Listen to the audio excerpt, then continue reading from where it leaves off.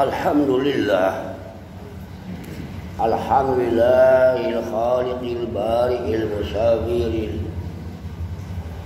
lahul asma'ul husna yusabbihu lahu ma fis samawati wal ardi wal azizul hakim. Ashhadu an la ilaha illallah wahdahu la syarika lahu wa ashhadu anna Muhammadan abduhu wa rasuluhu la nabiyya ba'dahu. Allahumma salli wa sallim ala Muhammadin wa ala ali Muhammad kama sallaita ala Ibrahim wa ala ali Ibrahim innaka Hamidum Majid. Amma ba'du, usikum wa iyaya bitaqwallahi faqad fazal muttaqun. A'udzu billahi minasy syaithanir rajim. Thumma ja'alnaka 'ala syari'atin minal amri fattabi'ha ولا تتبع أهواء الذين لا يعلمون واتقوا فتنة لا تصيبن الذين ظلموا منكم خاصة. الآية. إذا جاء نصر الله والفتح ورأيت الناس يدخلون في دين الله أفواجا فسبح bihamdi rabbika wastaghfirhu innahu kana tawwaba. Adal Jum'ah, semoga kita zadani wa zadakumullahu bitaqwa wa razaqani wa razaqakumul bil imani shalih wa rizqan hasanan wa bahman sahihan wa amalan maqbulan. Alhamdulillah kita sampai hidup pada umur ini, masa Hijriyah, tahun baru Hijriyah 34 hari yang lalu 1442 itu. Kemudian 4-5 hari yang akan datang kita proklamasi peringatan kemerdekaan Republik Indonesia yang ke-76 ini.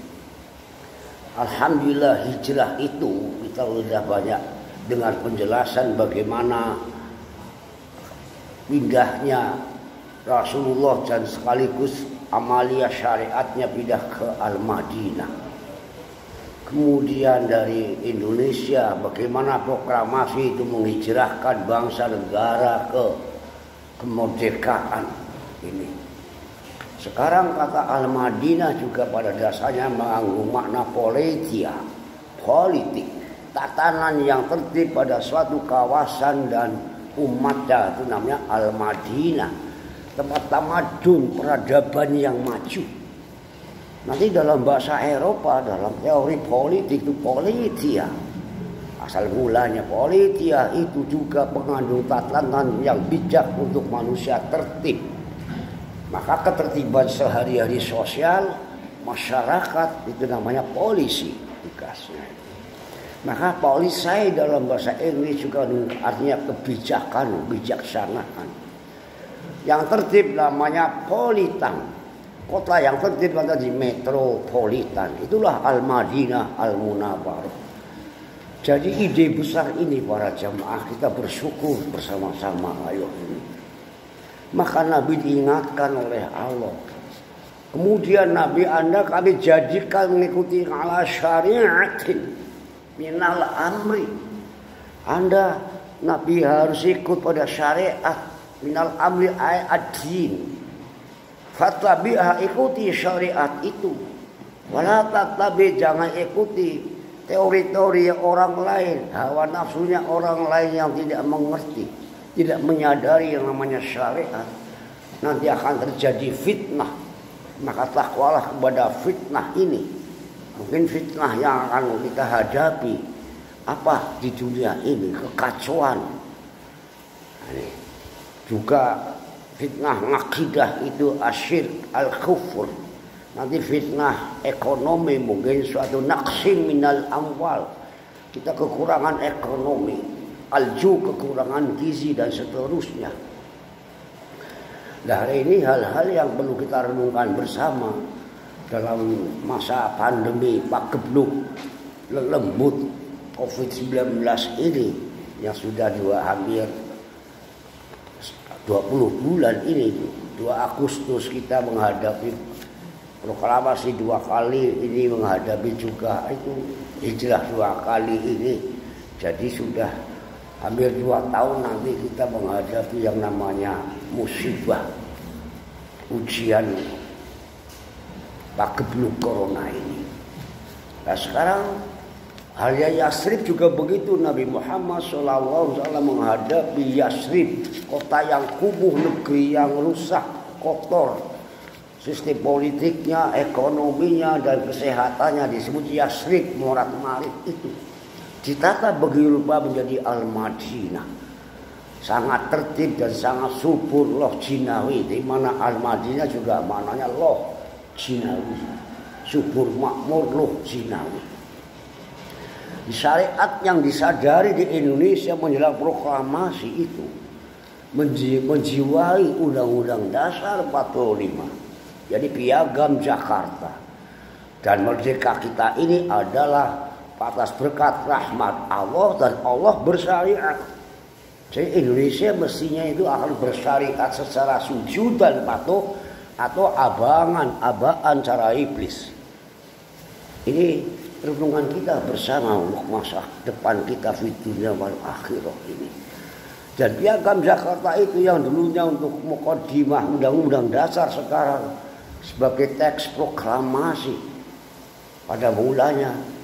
Ya pada hari-hari beginilah lagi sibuk-sibuknya waktu itu menyiapkan proklamasi Republik Indonesia hari Jumat Kliwon 1365 Hijriah di rumahnya seorang Arab di Pegangsaan 56 itu rumahnya Syekh orang Arab, Syekh Martak itu. Dan yang menentukan tanggal 17 juga musyawarah para ulama. Dengan hikmah, ingat 17 itu ada 17 rakaat. Maka dalam dekret 1957 Undang-Undang Dasar Indonesia kembali ini dijiwai oleh syariat Islam.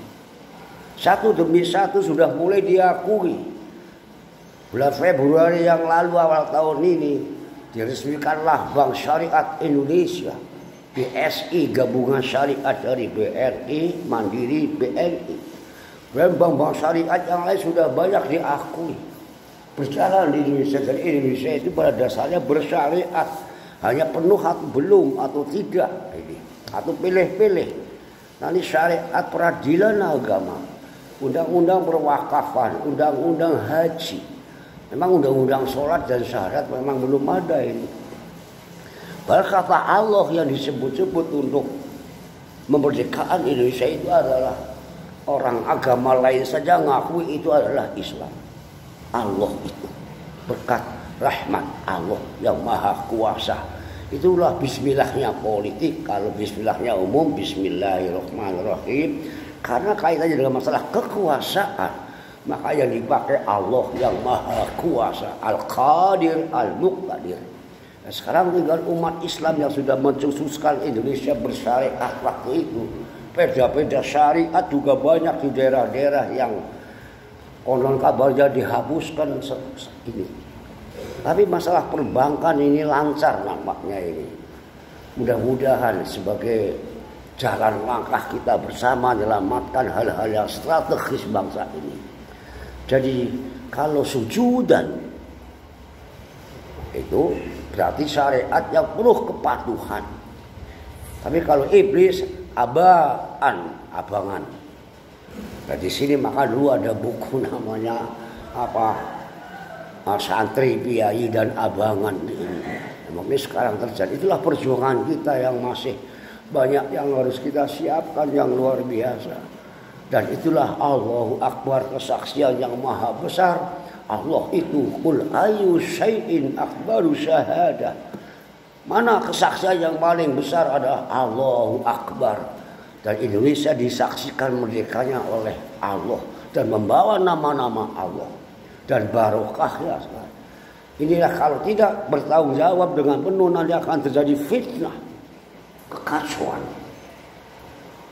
La tusibanna alladzina zalamu minkum khassah, disebut Al-Anfal 25 ya. Yang kena fitnah bukan yang berbuat saja, tapi semuanya akan melanda kita, mungkin akan tertimpa juga. Karena kesalahan keplesetnya sistem politik, sistem ekonomi, sistem pendidikan, kebudayaan dan sebagainya. Inilah ketakwaan kita itu harus tanggung jawabnya besar.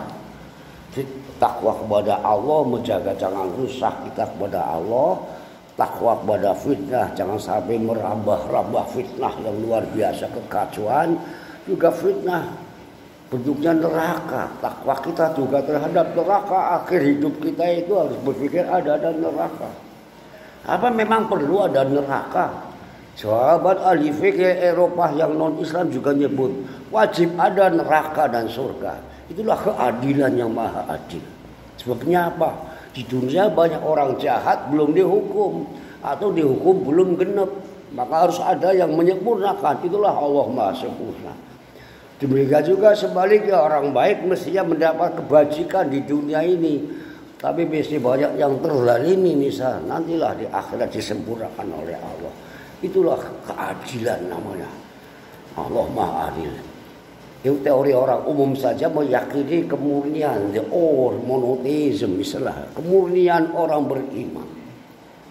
Insya Allah saya panjenengan mudah-mudahan mendapat tazkirah waktu khutbah Jumat atau mendapat tausiah paweling, paweling atau apa dalam bahasa kita itu, yang migati, yang sungguh-sungguh serius, juga sedikit tausiah. Perluaslah kita wawasan. Sebagaimana amanah bacaan iktidal mil as-samawati, kita memperhatikan seisi langit dan bumi, dan isi yang akan datang itulah tantangan. Proyeksi namanya mil masyikta min syai'im ba'du, menghadapi masa depan yang bukaya apa kalau gak disiapkan. Itu amanat bacaan iktidal. Insya Allah apa yang kami sampaikan butir-butirnya mudah-mudahan suatu saat dikembangkan dalam pengajian yang lebih rinci. Insya Allah kita Indonesia ini menuju bersyariat dan menuju sujudan dan mengurangi abaan. Barakallah, astaghfirullah li wa lakum, innallaha ghafurur rahim.